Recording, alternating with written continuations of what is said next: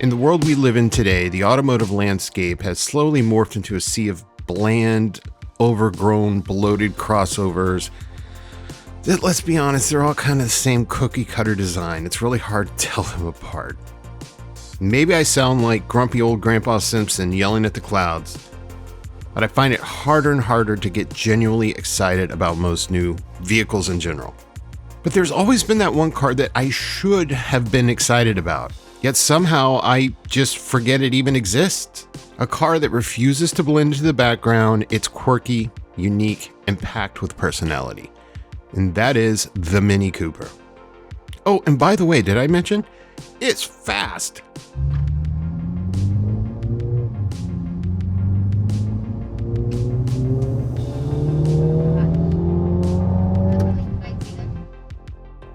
Today I'm going to dive into the history of the Mini Cooper, starting with the original and then diving into when BMW took over the reins and reintroduced the Mini, along with some wheel time and driving impressions of my friend's 2020 Mini Clubman John Cooper Works All 4.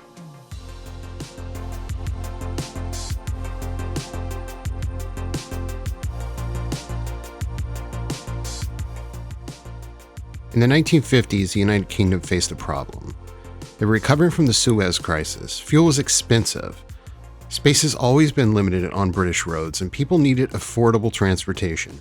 Most economy cars of that era were small, but they weren't exactly innovative. And then in 1959, a man named Alec Isiganis, hopefully I pronounced that right, changed everything. His mission was pretty simple: to create a compact car that maximized space while using as little fuel as possible. Instead of the traditional layout, the Mini placed the engine sideways and pushed the wheels out to the corners of the car. This may sound pretty normal today, but back then it was a game changer. Suddenly, you had a tiny car with room for 4 people. Because of the way the wheels were pushed out, it gave the car very unique handling characteristics that made it feel like a go-kart. And what started as a practical transportation idea quickly became something much bigger and became a British icon. It appeared in movies. The Italian John became favorite among celebrities you'd see sporting them around London. And then, much to everyone's surprise, it started winning races. Mini Cooper shocked the automotive world by taking victories at the Monte Carlo Rally, proving that small size didn't necessarily mean small performance. But by the late 1990s, the original Mini had reached the end of the road. Regulations had changed, safety standards evolved, and the automotive world looked very different than it did in 1959.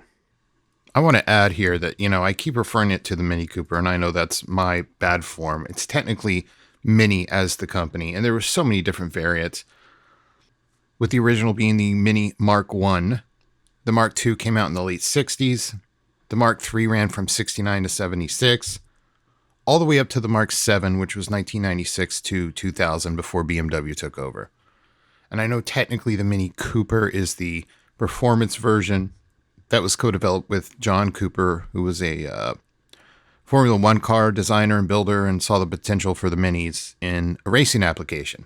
So that's my faux pas. If you hear me call it a Mini Cooper, even though I'm talking about a Clubman today, and we have Countrymans, and there was even a Mini truck. There's all sorts of different variants, but that's kind of a quick rundown of the British Leyland era, which we know towards the end was a little rough.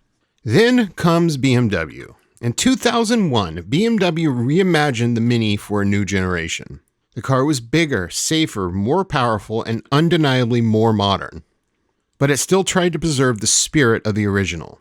The quirky styling stayed, the playful personality stayed, and most importantly, the famous go-kart handling and driving experience stayed. And fast forward to today, the car we're talking about in particular, the Mini Clubman John Cooper Works. All-wheel drive, a car that somehow takes a practical wagon shape, adds all-wheel drive, a blistering turbo engine, and turns it into something that almost has no business being as entertaining as it is. Because sometimes the weird cars are just the best cars.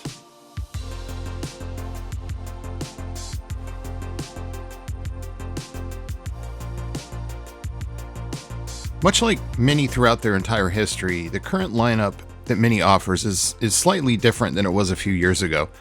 There's currently not a Clubman for sale as a new model. There's a Countryman, there is a Countryman SE, which is all electric. You had the Cooper 2-door, the Cooper 4-door, which I guess would have been the old Clubman, and the Mini convertible, which those are really cool. They all have some pretty cool modern tech. I mean, it's very, very BMW in a lot of ways. It's all BMW derived things, but they all have their own unique design. And it's not like BMW just plopped switchgear from a 3 Series and didn't change it and threw it in a Mini. They have their own unique design characteristics, and I think it's pretty cool. I would argue they're pretty expensive. I mean, a fully loaded convertible Mini is touching mid-50s to almost $60,000, which it's a lot of money for a very niche, unique car. But again, it's unique. So if you want something different, Mini has also been pretty big on, since the BMW era, a lot of special editions of these cars. Example, some of the stuff I'm throwing up right now is the Paul Smith edition. And they do a lot of one-off concept type things. Overall, Mini keeps going. They keep chugging along and they keep developing new things. And I don't know how big of a seller they are here in the United States still, but I know they're still very popular in Europe.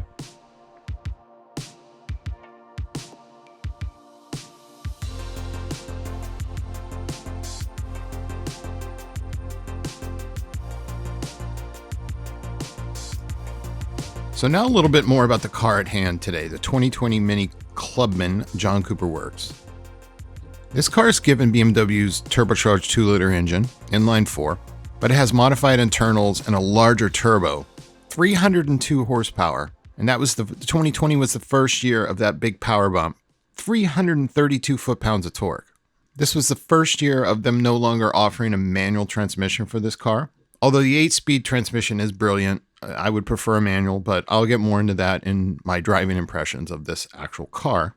Even though it's a 2020, it had lots of tech.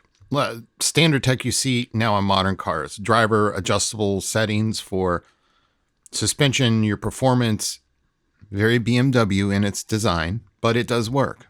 This car has a heads-up display, and when it was purchased new, somebody optioned it to the hilts. And I think it's a really good color combo. It's unique.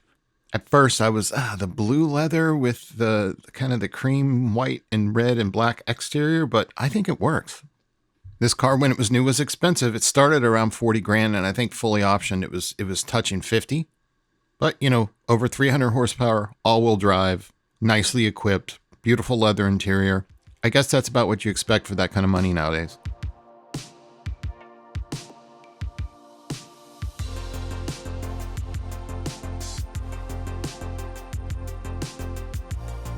All right, now we're going to get into my driving impressions. And this one I'm going to ramble a little bit. I'm going totally off the cuff. I didn't even make notes for this. My first impressions of the car are this. The fit and finish was surprisingly good. Now, I had a BMW 330i, and I'm going to honestly say I think the fit and finish of this Mini was better than my Beamer. Size-wise, it's small, and I'm a big guy. I've said this before. I'm over 6'3". It's a little tough to get in and out of, but once you're in, you put the seat back. I was very comfortable. The first quirk I'm going to mention, and I'm looking back at an old Car and Driver article on this exact car, and they even mention it here. Oh my God, the brakes are touchy. Okay, it's a Beamer. Holy crap. It's a Beamer. I'm used to my 4Runner. Now, maybe I'm not used to it because I drive a 5th gen 4Runner that's like trying to stop the battleship Yamamoto with a very long, squishy brake. The brakes on this car are some of the most touchy, sensitive brakes I have ever experienced on any car I've ever driven. Very alarming, if I'm honest. Now, I'm sure that's something you would get used to. But my very first impression sitting behind the driver's wheel, pulling out of a parking lot was, oh my God, these brakes. Handling, it feels like a go-kart. I hate to sound cliche, but it does. The steering is incredibly tight. I love the way it handled.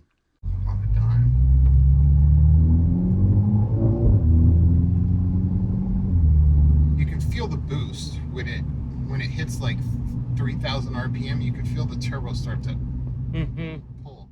Power is instant. There's not turbo lag, but there is. How do I make that make sense? The boost is there and the torque low end is there, but you can also feel when you're hitting that peak boost and it pulls hard. Another annoyance I found in this car is the back row. You have 3 headrests, and the middle headrest literally blocks all vision. And I mean all vision from the rearview mirror. So I guess you can take it out. If I was driving this every day, it would be out, or I would have the back seat totally down. And I'm going to get into storage here in a second. The owner of this car is a big bicyclist. He can easily fit his bike with the front wheel unlatched in this Mini and go anywhere he needs to go. Storage with the back seats down and the swinging doors out the back is surprisingly good.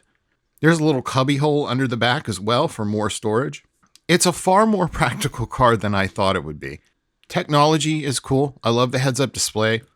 Although the infotainment system is menus upon menus and motion graphics flying at you. So for me, that would get a little distracting, but I know tech sells cars nowadays, so I'm sure people like it. I think it's one of those things that I would find really appealing the first few days of ownership, and then I would just get annoyed with it. All the switchgear feels very, very well made. You can tell the shifter is BMW, but it's the same design and layout, but it's manufactured unique to Mini, which is cool. There was no squeaks, no rattles. This particular car has around 40,000 miles, I think. From a little bit of my own research, I don't think that they're... How do I put this? I don't think they're overly unreliable. I think the problem that most people have with Mini, and this goes for BMW in general, there's so many components that are made out of lightweight plastic. And while they're engineered to work and be fine for the 4 years, 50,000 miles that it's under warranty, much like most things in life now, they're not thinking long-term reliability.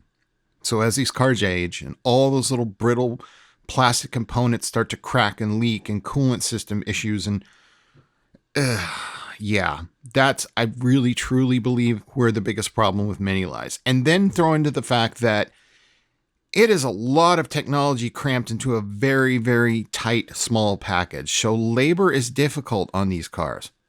My 330i had a 4-cylinder, 2-liter turbo BMW engine and probably had double the space to access things. So being a tech for Mini must be an interesting job. The engineering behind it is brilliant. I mean, I give BMW full props that they've managed to cram as much as they have into these cars. But let that be a caveat. Long-term ownership of these might be a little scary, but I don't know. I don't own a Mini. Any of you watching that are longtime Mini owners, please leave me a comment. Let me know your own experience, because I could be totally way off. You can't believe everything you read on the internet. I make that same argument with Jags. I want a Jag really bad. Everyone's like, oh, they're so terrible. Blah, blah, blah. You know, the Ford era Jags aren't near as bad as you think. But I digress. In summary, I didn't get a ton of wheel time behind this car, but I got enough to get a good impression. It's a really fun, fast, unique, different car for what we're used to today. And if you don't need a 17-row SUV with 47 kids and 18 dogs and cats and everything that floods our modern road systems, this would be a great commuter car. This is a great daily driver. It really is. It really, really is. And it would be a great daily driver that gives you a fun, engaging driving experience, which is so lacking in modern cars today. And for me, that kind of sums it up. There's not much more for me to say. Am I going to rush out and buy one? There's probably other things I would rather have, and that's okay. For the right money and the right opportunity to buy a nice one pre-owned, like my friend did on this one, and it's a cool spec. Like he even said, the spec of the car itself is what sold him on it. The colors, the options. Again, somebody spent a lot of money on this when it was new. And he did really well secondhand. And it's a one-owner car, no accidents, service records, all that stuff. So I would not be opposed if the right deal came along. I'd own one. I definitely would own one. It's a really cool, really unique car.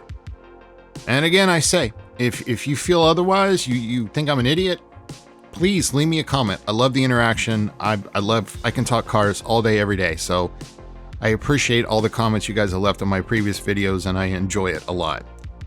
So thank you so much again for watching. If you could, please throw me a like, throw me a subscribe, and leave a comment.